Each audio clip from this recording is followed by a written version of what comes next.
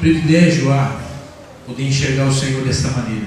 Um Deus majestoso, um Deus amoroso, um Deus que a gente diz, usando a expressão ali, lá do aramaico, uma das línguas bíblicas, Abba, é uma expressão para paizinho, papai, Abba, pai. A gente poder chamar Deus de nosso papai. Eu, quando criança, nós não tínhamos o hábito de chamar o pai, meu pai, de papai. Parecia estranho para mim. Não sei como era para você, mas eu via meus amigos, alguns deles, se referindo aos seus pais, o papai e a mamãe. Para mim era só pai e mãe. E assim, eu achava tão bonitinho. Parece que era mais querido um pouquinho ter papai e mamãe. E hoje as minhas filhas, em vários momentos, elas dizem papai e mamãe. Todos felizes, muito legal, né? Pensando que a gente é próximo um pouquinho mais. E exatamente o que essa expressão bíblica quer dizer. Por causa de Cristo, nós podemos olhar para o alto e dizer assim: meu papai cuida de mim, meu papai conhece a minha história, meu papai conhece a minha vida. Eu quero convidar você a abrir sua Bíblia no livro de Romanos. Nós vamos meditar um pouquinho nesta palavra. Romanos. E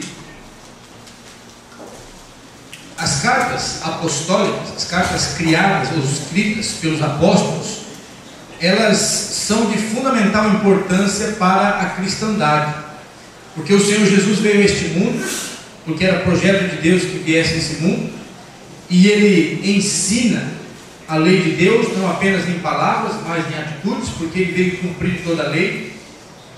E o povo de Deus, o chamado Israel, o povo hebreu, a religião judaica, eles sempre tiveram dificuldade para compreender a lei de Deus. A lei de Deus foi dada a partir de Moisés, e depois, através dos profetas, o Senhor ia tentando ensinar coisas, ou seja, a maneira correta de viver, de que maneira, se eles vivessem, tudo iria bem na vida deles. Mas o ser humano tem essa dificuldade de compreender, de colocar em prática todas essas coisas da palavra. E quando o Senhor Jesus vem e prega, e eles percebem, o povo daquela época, sobretudo os judeus, povo escolhido por Deus, percebem que a pregação de Jesus, ela vai além da lei e dos profetas. Porque na verdade eles enxergam o Senhor Jesus e percebem a lei e os profetas na maneira de Jesus viver, na maneira de Jesus falar. E olha que às vezes ele foi duro, foi áspero, entre aspas, rude com pessoas em circunstâncias. Por quê? Porque ele estava demonstrando a seriedade nas coisas de Deus. Nós é que achamos que às vezes podemos lidar com as coisas de Deus como se elas não fossem santas. E santo ou santidade é um conceito de separação. É algo que não serve para mais nada a não ser para dar glórias a Deus. Quando nós buscamos na nossa vida santificação, significa que nós estamos querendo que tudo que eu tenho, tudo que eu sou, tudo que eu penso, tudo que eu sinto, reflita a santidade de Deus. E aí já dá para você ter uma ideia do quanto muitas vezes nós nos encontramos distantes do que Deus tem para nós, do que Deus espera de nós, porque seria bom para nós. Porque a Bíblia diz assim, que a vontade de Deus, ela é boa, ela é perfeita e ela é agradável. Então Deus tem coisas boas para nós. Deus tem planos de paz para nós. Quando vivemos lutas, problemas, dificuldades, dores, porque nós não estamos entendendo como viver segundo a vontade de Deus. E as cartas, então, dos apóstolos, elas cumprem esse papel importante de ensinar aquela igreja que estava crescendo, começando a partir do ministério terreno do Senhor Jesus. E o apóstolo Paulo, entre eles, ele é o que mais escreve. E dentro dos seus escritos, a carta de Romanos é algo assim que a gente pode dizer uma grande bênção para a igreja. Portanto, uma grande bênção para a minha vida e para a sua vida. O meu desafio, e eu estou convidando você a gente passear por Romanos, por uns dias, daqui para frente, por alguns domingos. Já tivemos um primeiro estudo há um tempo atrás, mas daí outros temas entraram na nossa vida de igreja, missões e tal, e eu parei, não estou retomando hoje. Mas o meu desafio é que você leia o livro de Romanos. Um estudioso, um certo estudioso, já disse que chamou assim o livro de Romanos, o Evangelho dos Evangelhos. Porque tamanha é a maneira clara, objetiva, sistemática que o apóstolo Paulo tem para falar de coisas tremendas e grandiosas para mim e para você. Se você estudar a carta de Paulo aos Romanos, você já sabe tudo que precisa saber a respeito de Deus, do projeto de Deus, a vontade de Deus, a forma como Deus faz as coisas, a maneira que as coisas funcionam ou como não funcionam. E eu quero ler agora com você a partir do verso 13 do capítulo 1.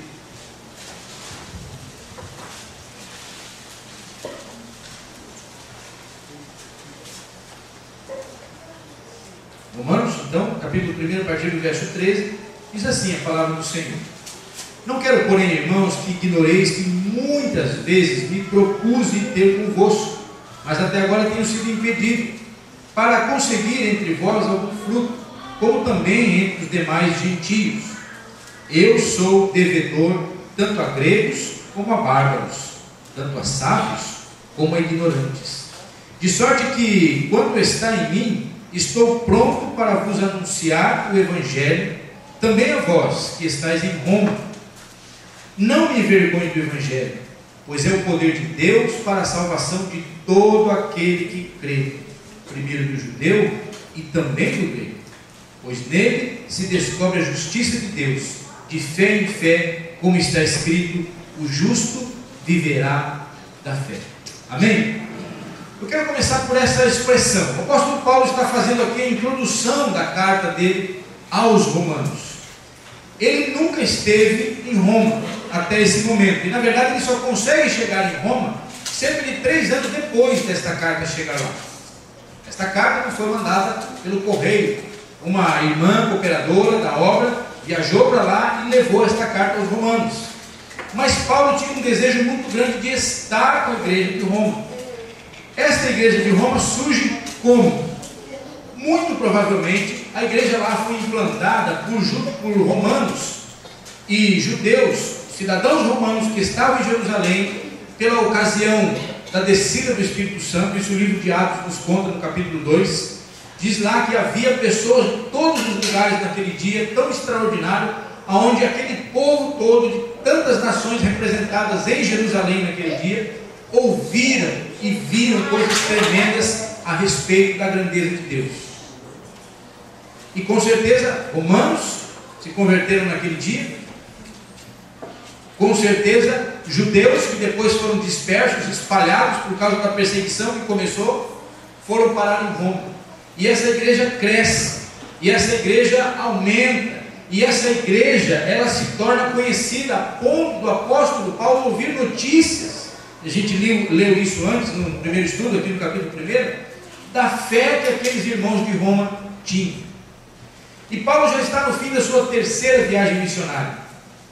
Possivelmente na cidade de Corinto ele escreve essa carta e envia para Roma.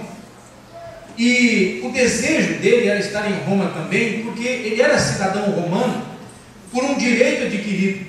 Podia-se comprar a cidadania romana. E os seus pais tinham comprado essa cidadania romana, porque do ponto de vista da sua linhagem, da sua família, ele era judeu. O cabo aos pés de Gamaliel, um grande professor da lei, fariseu, fariseu era um partido entre os judeus, um grupo de pessoas que se julgavam estritos cumpridores da lei de Deus. O Senhor Jesus sempre tratou esse povo com carinho, verdade? Não, mas Jesus descia além, com todo respeito à expressão, no fariseu, porque o fariseu não entendia a justiça de Deus. O fariseu queria viver por suas próprias obras. O fariseu tinha dificuldade muito grande de entender a mensagem de Deus. Tanto é que o apóstolo Paulo, como judeu, ele diz, zeloso da tradição judaica, perseguiu os cristãos até antes da sua conversão. E no processo da sua conversão, ou o processo da sua conversão se deu numa das suas viagens para a cidade de Damasco, justamente para ser zeloso pelo judaísmo e para perseguir os crentes. Então Paulo tinha um desejo muito grande de estar com os cristãos de Roma por duas razões. Ele conheceria a capital do império, ele como cidadão romano, nasceu na cidade romana, Tarso, mas de linhagem judaica. Para ele seria um grande privilégio estar lá na capital do seu império, onde ele também era um cidadão. Mas ele queria estar lá porque ele havia recebido notícias de que aqueles irmãos estavam fazendo coisas excelentes. E ele faz então essa introdução aqui da sua carta que ele está mandando para eles. E ele usa aqui no último verso que nós lemos, do 17, a expressão: o justo viverá da fé. Você sabe onde está essa expressão? Queria que você entendesse a cabeça do apóstolo Paulo ao escrever a carta aos Romanos. Vamos abrir nossa Bíblia em Abacuque, no capítulo 2. Mas marca aí o texto de Romanos com o dedinho, não faz subir daí não, porque depois dificulta para achar. Vamos voltar aí. Quero ler com você Abacuque, capítulo 2.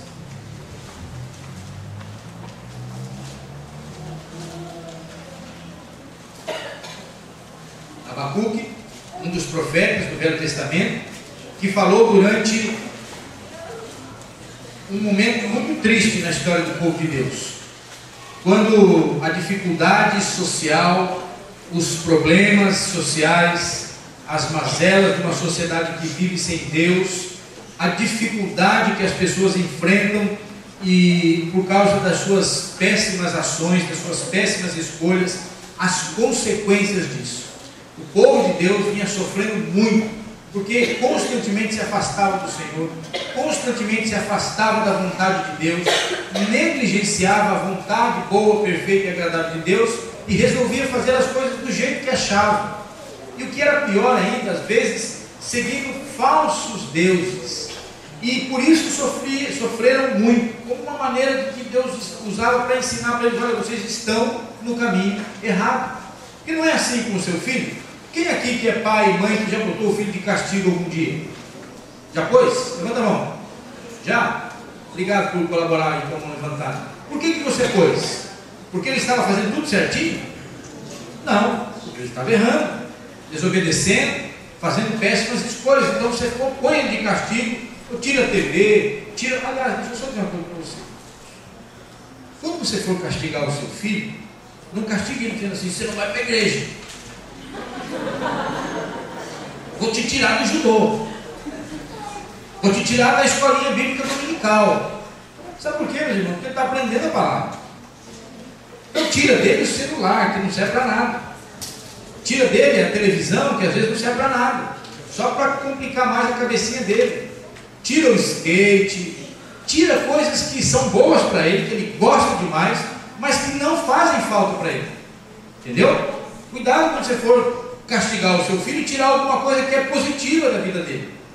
Não diga para ele assim: olha, muito obrigado, se você fizer coisa errada, eu vou mandar você ler a Bíblia, hein? Vai ter que ler a Bíblia, porque ler a Bíblia tem que ser um prazer. Eu já vi gente dizendo que botava o filho de castigo lendo a Bíblia. Alguém que eu estou ensinando para a criança. Então cuidado na hora de você castigar seu filho. Mas Deus estava permitindo que as consequências do pecado deles fossem sentidas por eles. Note o que eu estou dizendo. Estavam sofrendo problemas sociais, muita fome, muita tristeza, muito sofrimento, porque Deus estava batendo neles? Não, porque o Senhor estava apenas permitindo, olha que coisa tremenda, que as escolhas deles, as consequências das escolhas viessem sobre eles. Porque o nosso Deus, Ele transforma a desgraça em bênção. Amém?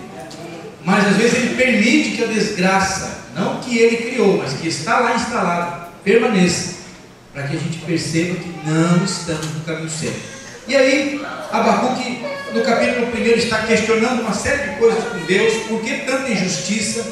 Por que os babilônicos, que é um povo que representava naquele momento a impiedade, a crueldade, eles entravam, eles conquistavam, eles matavam, eles destruíam, eles oprimiam? Por que os babilônicos estavam ali podendo fazer o que quisessem com o povo de Deus. Então Abacuque está questionando essas coisas. Mas daí quando chega no capítulo 2, ele fala assim: sobre a minha torre de vigia estarei, e sobre a fortaleza me apresentarei e vigiarei, para ver o que fala comigo, e o que eu responderei a esta queixa. Então o Senhor me respondeu: escreve a visão, e torna bem legível sobre tábuas, para que aquele que ler, corra com ela. Porque a visão é ainda para o tempo determinado, e até o fim falará, e não mentirá. Se tardar, espera-o, porque certamente virá, não tardará. Eis que a sua alma se incha, não é reta nele, mas o justo, pela sua fé, viverá.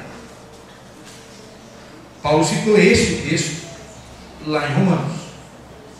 Paulo, conhecedor da lei, fariseu que era, sabia de cor que um dia o profeta Abacuque usou essa expressão: o justo viverá pela fé. Eu queria ler para você a tradução na Bíblia da linguagem de hoje. Eu separei aqui para ler para você, deste mesmo texto. A nova tradução na linguagem de hoje diz assim, Abacuque 2:4. A mensagem é esta: os maus não terão segurança, mas as pessoas corretas viverão por serem fiéis a Deus. A tradução na linguagem de hoje, não a nova tradução, que é um pouquinho mais antiga, diz assim: viverá aquele que, por meio da fé, é aceito por Deus. Então, o justo viverá pela fé significa que ele terá vida por causa da sua fé tão somente em Deus. E Abacuque fala para eles isto, para o seu povo na sua época, num contexto onde eles haviam estado afastados de Deus. Por isso estavam sofrendo, correndo risco de morte, e muitos morrendo mesmo, sendo levados como escravos, perdendo suas propriedades, perdendo a sua dignidade. Então, olha o que acontece quando a gente vive sem fé em Deus. Quando a vida que a gente vive não depende na nossa cabeça de Deus, mas de nós mesmos.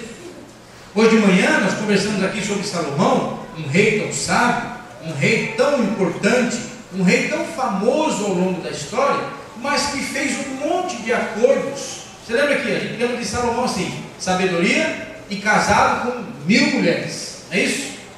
Não é isso que a gente lembra de Salomão? Tem muito homem por aí: se eu fosse Salomão. Se fosse Salomão, não tem ideia que você estava passando hoje, né? Mas assim, com toda a sabedoria que Deus deu para ele, nós falamos hoje de manhã, Salomão manteve a paz do seu reino, porque ele tinha que casar com essa mulherada toda, porque elas eram todas dos povos vizinhos, para fazer aliança com eles, para não ter guerra, para que o pai delas, ou o povo da família delas, não viesse sobre eles, porque tem uma filha deles lá, tem alguém lá, e ele é legal, a gente casou o nosso filho, a nossa filha com ele e tal, não tem paz. A gente esquece, e é o que Paulo quer explicar aos romanos, e a gente vai caminhar ao longo dos domingos, e você vai ver com quanta clareza ele faz isso, que nossa vida deve depender tão somente de Deus.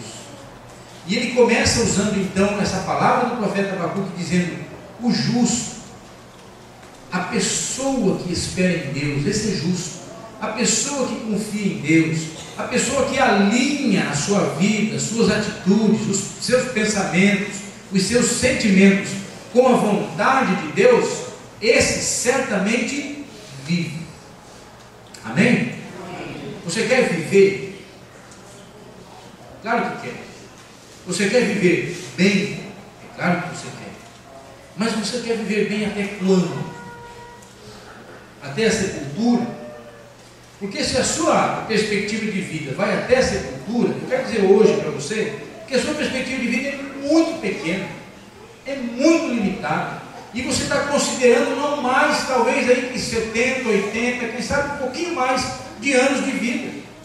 Mas você sabia que a palavra de Deus garante para nós que nós podemos ter vida plena, vida boa, vida de qualidade na eternidade. Jesus morreu na cruz, amém? Lembra disso? Ele ficou na cruz? Não. Foi tirado da cruz, o corpo dele. Foi colocado num túmulo. Quando voltaram lá, porque já era começando o sábado, não dava mais para trabalhar, deixaram lá para voltar depois de sábado para arrumar o corpo, para dar os preparativos finais lá para a sepultura. Ele estava lá? Não. O Senhor Jesus ressuscitou. E o mesmo apóstolo Paulo vai dizer para a gente que assim como o poder de Deus, através do Espírito, ressuscitou a Cristo, há de ressuscitar também nós que nele cremos. Então, crer é ter fé. Se Abacuque já sabia que vive quem crê em Deus, quem tem fé em Deus, o apóstolo Paulo está começando a falar da sua teologia, da sua explicação a respeito de quem é Jesus Cristo, em relação ao judaísmo, dizendo o seguinte para eles: prestem atenção nisso. As pessoas vivem e vivem bem e podem viver pela eternidade se e tão somente se tiverem fé em Deus. O mundo está feio aí fora, não está não? Difícil, complicado. Hoje na classe ali, primeiros passos, até se você não vem, você está começando a frequentar a igreja, ou mesmo que não venha à igreja, mas quer saber mais a respeito da Bíblia, estudar um pouquinho mais, tem dúvidas, todo domingo às 18 horas nós temos uma classe ali. E hoje, não vou dizer quem, mas uma das pessoas que estava ali, e nós que estávamos ali sabemos quem é essa pessoa, já basta, falando sobre princípios e valores da Bíblia. Um dos princípios era que nós estamos estudando sobre o que é pecado, né? E estávamos falando que, lendo na Bíblia, descobrindo que também é pecado deixar de fazer o bem, quando a gente sabe que pode fazer esse bem. Isso é pecado. E aí uma pessoa encheu os olhos d'água. E doeu o coração dela, porque eu disse assim, que nós devemos fazer o bem, inclusive aos inimigos, aqueles que nos perseguem, aqueles que nos fazem mal. E eu não sei quais são as situações, mas de alguma forma esta pessoa sofre dores profundas nos seus sentimentos por mal que lhe fizeram. Não sei quantas pessoas fizeram, não sei quais são os maus, não era o foco. Só quero lembrar para você isso. Só quero notar para você que o ser humano sem Deus faz o outro sofrer. O ser humano sem Deus, a sua vida, é uma vida que muitas vezes traz mais desgraça e sofrimento ao próximo do que benefício. Você viu esse rapaz do vídeo de missões? Dizendo que depois que ele conheceu a Cristo, a vida dele mudou. Ele se drogava, mas não apenas se drogava, teve um período que ele vendia drogas. Ele levava para as pessoas, a troco de dinheiro, desgraça, problemas, tristezas para um lar, para um pai, para uma mãe, daquele que ele conseguia viciar e sustentava, dando a droga, ou vendendo a droga.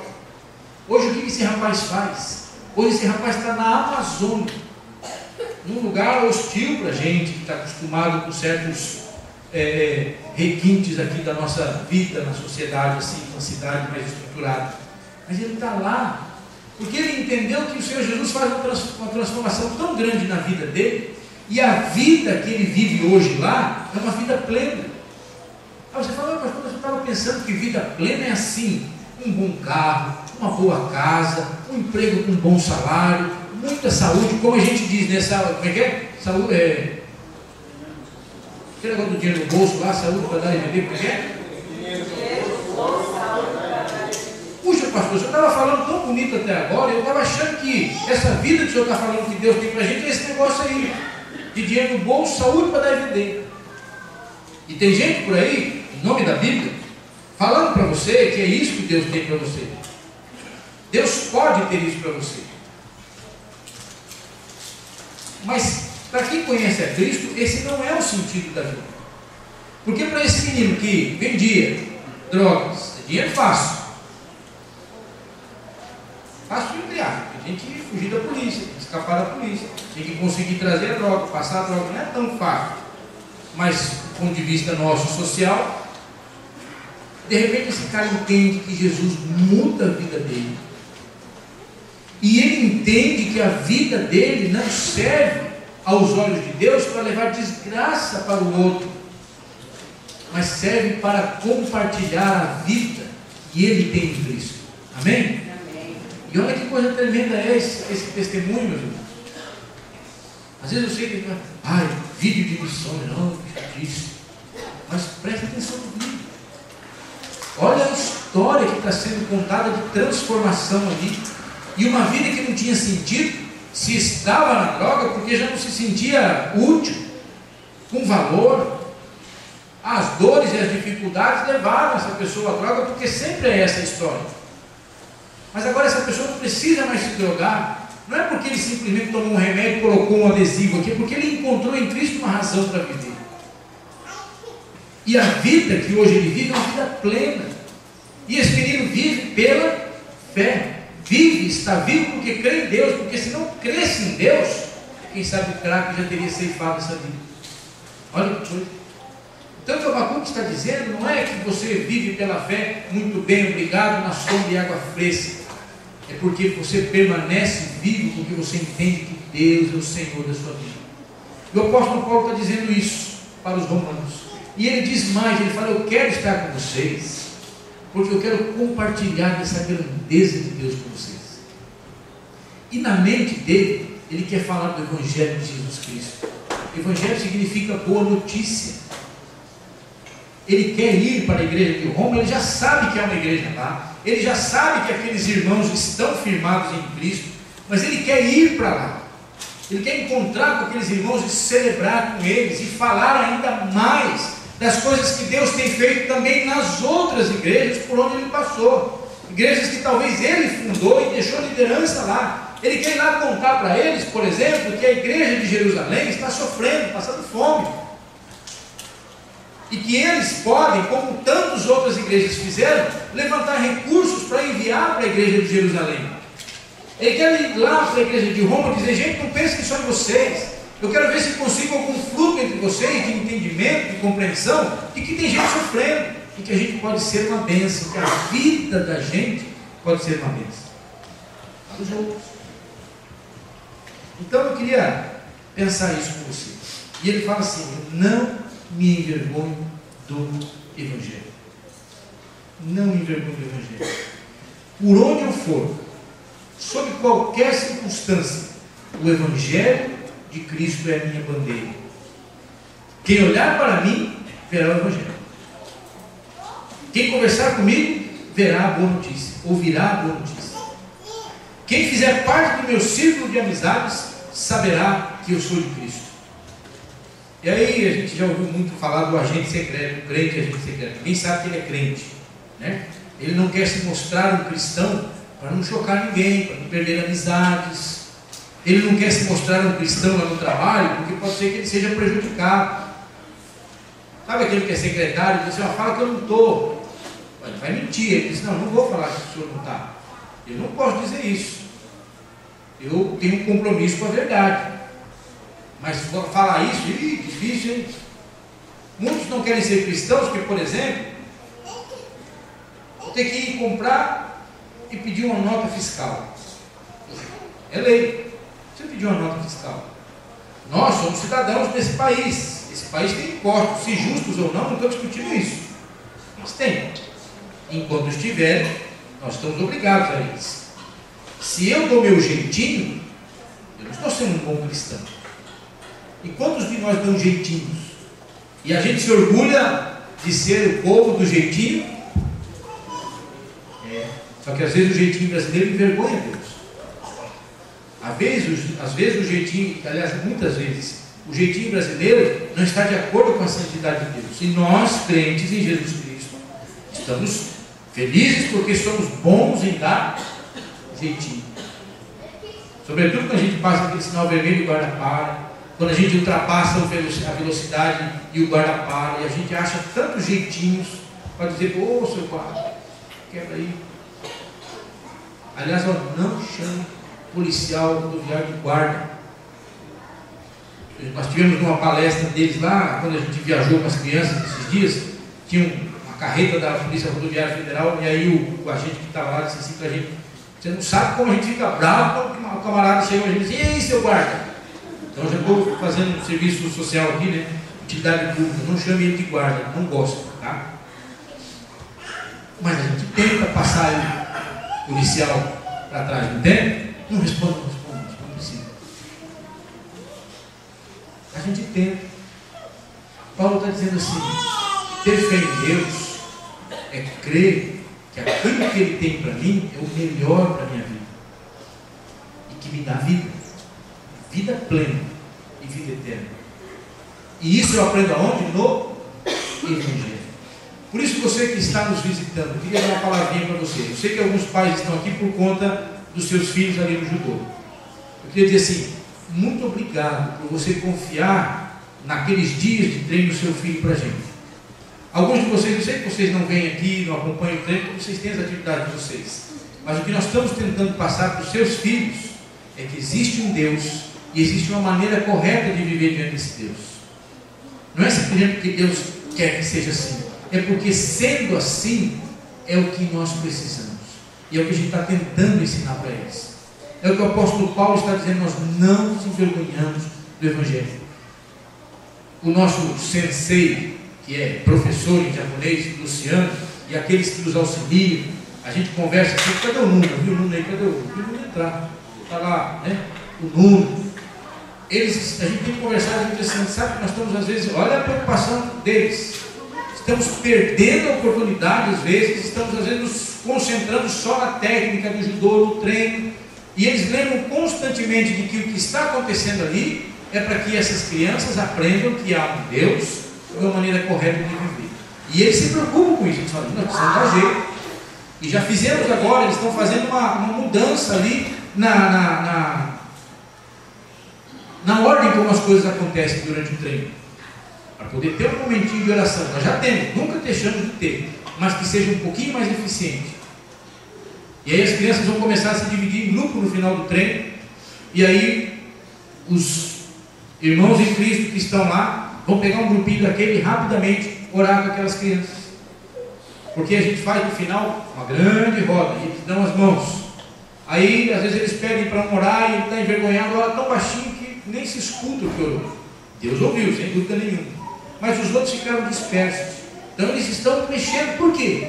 Porque não é apenas judô, porque eles não se envergonham do Evangelho.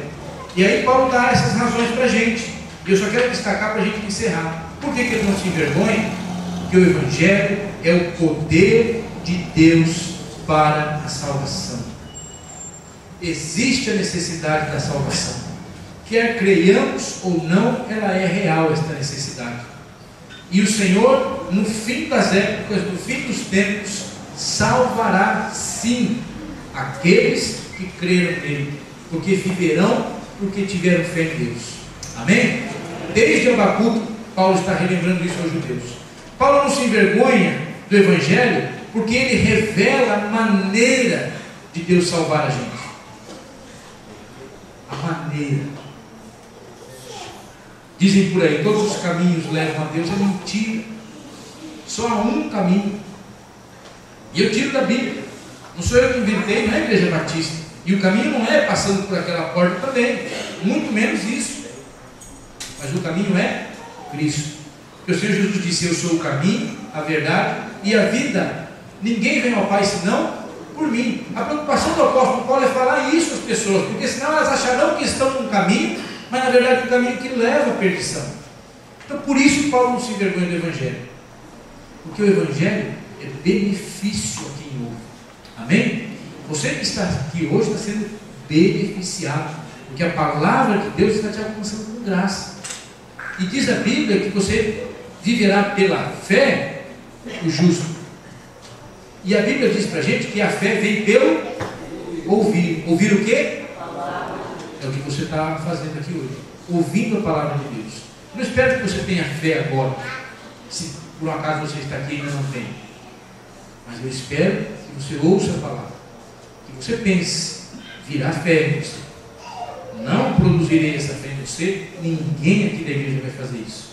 Mas o Espírito Santo de Deus, que inspirou homens para escreverem, para relatarem tudo que tem na Bíblia, é o mesmo que vai aplicar estas verdades eternas no seu coração à medida que você ouve. Você quer conhecer a Deus? Ouça a palavra. Venha para a igreja. Se não nessa, procure uma igreja evangélica, vá lá. Ouça a palavra. Você não sabe ler a Bíblia, assim, entender a Bíblia? Procure alguém que possa explicar para você. Tem tanto pastor nessa cidade por aí, tem tanto crente nessa cidade por aí. Procura um crente fiel. Perfeito você não vai achar. Então, se está procurando um crente perfeito, não procure. Mas alguém que esteja no caminho de Cristo, buscando melhorar a cada dia. Se achegue a essa pessoa, olhe para as obras que ele tem feito. Porque as obras, diz Tiago, revelam o quanto nós somos salvos. E se de fato somos salvos. Então enxergue o testemunho das pessoas. Perceba alguém que se aproxima um pouco mais do que fala e do que vive. E se achega a essa pessoa. Imita essa pessoa. Fala para essa pessoa, como é que você faz isso? Por que você consegue não brigar desse jeito? Por que você consegue se controlar? Se ela for no servo de Cristo, ela vai ter uma resposta para te dar, bíblica. E a fé vai sendo gerada em você. Não é ela que vai fazer isso. O testemunho dela servirá como uma ferramenta do Espírito Santo de Deus no seu coração. Amém? Feche os seus olhos.